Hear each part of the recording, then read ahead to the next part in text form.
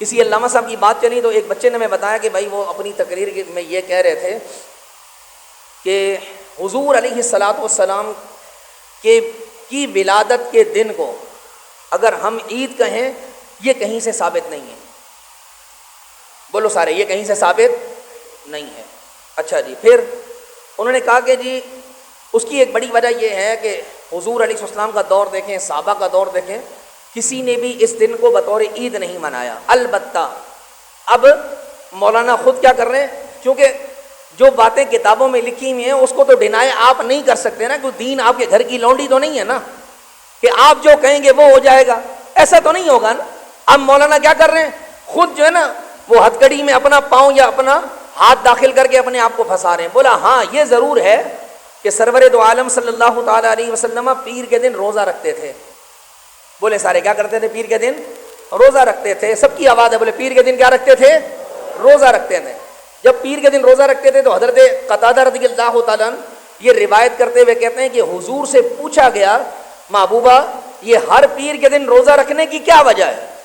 تو حضور علیہ السلام نے جواب میں فرمایا یہ روزہ میں شکر میں رکھتا ہوں کہ اللہ نے مجھے اسی دن پیدا فرمایا تھا. کیوں رکھا میں نے؟ اب مولانا دیکھیں آگے کیا کر رہے ہیں جی, اسی حدیث پر قیاس مال فارغ کرتے ہوئے یہ جملہ آگے سے ادا کر رہے ہیں. بولا یہ مجھے بتاؤ کہ کیا روزہ رکھنے والا دن عید کا دن ہو سکتا ہے؟ یہ مولانا کہہ رہے ہیں. اپنے قارئین سننے والوں کو یا اپنے دیکھنے والوں کو پیغام کیا دیکھ رہے ہیں, بولا یہ بتاؤ کہ جس دن روزہ ہو کیا اس دن عید ہو سکتی ہے؟ تو وہ جتنے آگے چگت بیٹھے ہوئے سارے وہ سب کہہ رہے ہیں نہیں ہو سکتی. تو مجھ سے بچے نے آج کلاس میں درجہ خامسہ میں وہ بچہ پڑھتا ہے, اس نے مجھ سے سوال کیا, اس نے کہا حضرت یہ کیسے ہو سکتا ہے؟ تو میں نے اس سے کہا کہ دیکھو اگر اس بندے تک ہماری بات جائے تو اس کو ہمارا پیغام پہنچاؤ کہ سب سے پہلی بات یہ بتاؤ کہ تم کیا بتانا چاہتے ہو کہ آیا میلاد منانا جائز نہیں ہے یا میلاد کے دن کو عید کہنا جائز نہیں ہے؟ ایک بات صحیح ہے. اگر آپ یہ کہو کہ حضور علیہ السلام نے یہ دن سیلیبریٹ نہیں کیا, محبوب نے یہ دن نہیں منایا, تو آپ نے خود حدیث پڑھ کر اپنے آپ کو پھنسا دیا نا. حضور علیہ السلام نے روزہ کیوں رکھا؟ صحابہ نے جب پوچھا کہ یہ روزہ آپ نے کیوں رکھا ہے, آپ نے فرمایا یہ میں نے شکر میں رکھا ہے. جی کس لیے رکھا ہے؟ شکر میں رکھا ہے کہ اللہ نے مجھے اس دن پیدا کیا, اسی دن مبعوث فرمایا, تو فرمایا میں اس کے شکریہ میں یہ روزہ رکھتا ہوں. تو پتہ کیا چلا کہ حضور نے اپنی ولادت منائی. بولو کیا کی؟ اور آپ مجھے بتائیں کہ ہمارے کس عالم نے یہ کہا ہے کہ 12 ربیع الاول کے دن روزہ رکھنا جائز نہیں ہے؟ لے کر آئیں دلیل, تقریر لے کر آئیں, تحریر لے کر آئیں, ہمارے پاس لائیں نا, عوام کے پاس نہیں لائیں, علماء کے پاس لائیں, انہیں لا کر بتائیں دیکھیں اس کتاب کے اندر تمہارے عالم کہہ رہے ہیں کہ یہ دن جو ہے نا یہاں یہ عید کا دن ہے لہٰذا روزہ رکھنا جائز نہیں ہے. ہم نے ایسا نہیں کہا. سب کو یہ پیغام دے رہا ہوں, دیکھیں کوئی آپ سے بات کرے نا اس کو اتنی بات کہتے ہیں کہ شریعت میں کسی بھی چیز کے ناجائز ہونے کے 5 درجے ہیں. بولے سارے کتنے درجے ہیں؟ ڈرو نہیں یار, کتنے درجے ہیں؟ 5. صحیح ہے. پہلا درجہ ہے حرام, پھر ہے مکروہ تحریمی, اس کے بعد ہے مکروہ تنزیہی, اس کے بعد ہے خلاف اولا, اور آخر میں ہے اساعت. ہمارے یہاں شرع میں کوئی کام بھی اگر ناپسندیدہ ہے وہ ان 5 درجوں میں سے کسی میں ہوگا, یا تو وہ حرام ہوگا, بولیں سارے کیا ہوگا؟ حرام ہوگا, یا وہ مکروہ تحریمی ہوگا, یا وہ مکروہ تنزیہی ہوگا, یا پھر وہ خلاف اولا ہوگا, یا پھر وہ اساعت ہوگا. یہ 5 درجے ہیں. آپ اس سے پوچھیں کہ میلاد منانا کس درجے میں جائز نہیں ہے, بس صرف اتنی بات اس سے آپ پوچھ لیں, آپ کو خود تھوڑی دیر میں پتہ چل جائے گا کہ میلاد منانا جائز ہے یا نہیں ہے. ٹھیک ہے جی. آپ ہم پر یہ الزام رکھتے ہو کہ میلاد منانے کی تمہارے پاس کوئی دلیل نہیں ہے, صحیح ہے نہیں. سب سے پہلی بات یہ ہے ہم میلاد منانے کو فرض کہتے ہیں. بولے سارے, ہم نے میلاد منانے کو فرض قرار دیا؟ اگر ہم آپ لوگوں سے کہتے قرآن میں دکھاؤ, اگر ہم میلاد منانے کو فرض قرار دیں تو پھر قرآن سے میلاد دکھانا ہماری ذمہ داری ہے, رسپانسبلٹی ہے ہمارے علماء پر, لیکن ہم نے ایسا نہیں کہا. اگر ہم یہ کہیں کہ یہ واجب قریب فرض ہے تو پھر ہمارا کام یہ دلیل ظنی حدیث پاک سے جو متواتر حدیث ہو اس سے ثابت کریں کہ میلاد منانا یہ آپ کے لیے حکم ہے. ہم نے ایسا بھی نہیں کیا. ہمارے یہاں پر آپ پوچھیں کہ میلاد کیا ہے تو ہم آپ کو کہتے ہیں کہ میلاد منانا مستحب ہے. ٹھیک ہے نہیں. آپ منائیں، آپ کی مرضی ہے بھائی، ثواب کا کام ہے، آپ محبوب کی نگاہ کرم حاصل کرنا چاہتے ہیں، حضور کی محبت میں کرنا چاہتے ہیں، کریں، میں نہیں منانا چاہتا، آپ کی مرضی ہے بھائی، ہم آپ کو منع نہیں کریں گے۔ لوگ کھڑے ہو کر درود و سلام پڑھتے ہیں، لوگوں کی عادت ہے، بعض لوگ بیٹھ کے پڑھتے ہیں، آپ کی مرضی، ٹھیک ہے جی، آپ کھڑے ہو کر پڑھیں تب بھی کوئی مسئلہ نہیں، آپ بیٹھ کر پڑھیں پھر بھی کوئی مسئلہ نہیں۔ مقصد کیا ہے کہ حضور پر درود پڑھنا ہے، انداز آپ کا اپنا ہے، جیسے آپ پڑھنا چاہیں۔ اب بتانے کا مقصد یہ ہے کہ وہ علامہ صاحب اپنی تقریر کے اندر اس بات پر زور لگا رہے ہیں کہ یار جس دن روزہ ہونا اس دن عید نہیں ہو سکتی ہے۔ تو مجھے میرے طالب علم نے، میرے بچے نے مجھ سے سوال کیا کہ حضرت اس کا جواب کیا بن پڑے گا، حضور اس دن روزہ رکھیں اور ہم اس دن عید منائیں؟ تو میں نے کہا اس کا جواب اعلیٰ حضرت نے دیا ہے حشر کے میدان سے۔ آپ نے کیا فرمایا؟ خاک افتادو بس ان کے آنے ہی کی دیر ہے۔ ہاں کیا ہوگا؟ خاک افتادو بس ان کے آنے ہی کی دیر ہے، خود وہ سجدے میں گریں گے، تم کو پہنچاتے جائیں گے۔ ہاں کیا ہوگا جی؟ خاک افتادو کا مطلب کیا ہے؟ وہ لوگ جو زمین پر ذلیل اور رسوا ہو کر گرے ہوئے ہوں گے جی۔ قیامت کے دن کیا ہوگا؟ میرے آپ کی خطائیں مجھے اور آپ کو ذلیل و رسوا کر کے میدان محشر میں گرا چکی ہوں گی۔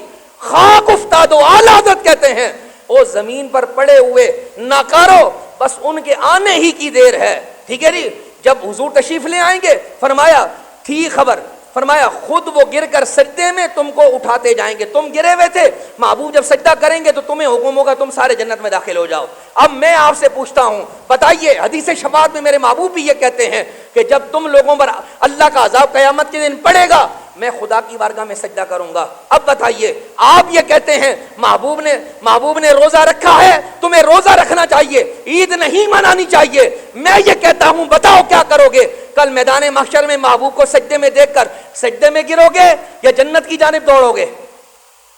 ہیں کیا کرو گے؟ یہ ذہن میں رکھیے گا، جو اکابرین ہوتے ہیں نا، ان کی جو مشکلات ہوتی ہیں، ان کی جو ریاضات ہوتی ہیں نا، وہ نچلوں کے حق کے اندر عید میں شمار کی جاتی ہیں۔ حضور نے خود روزہ رکھ کر بتایا کہ میں اپنا میلاد یوں منا رہا ہوں، اور پھر ہمیں پیغام دیا تم مجھ سے پیار کرتے ہو، تمہارا اپنا انداز ہے، بس شریعت کے دائرہ کار میں رکھ کر جیسے میرا میلاد مناؤ گے وہ مجھے بھی پسند آئے گا، میرے رب کو بھی پسند آ جائے گا۔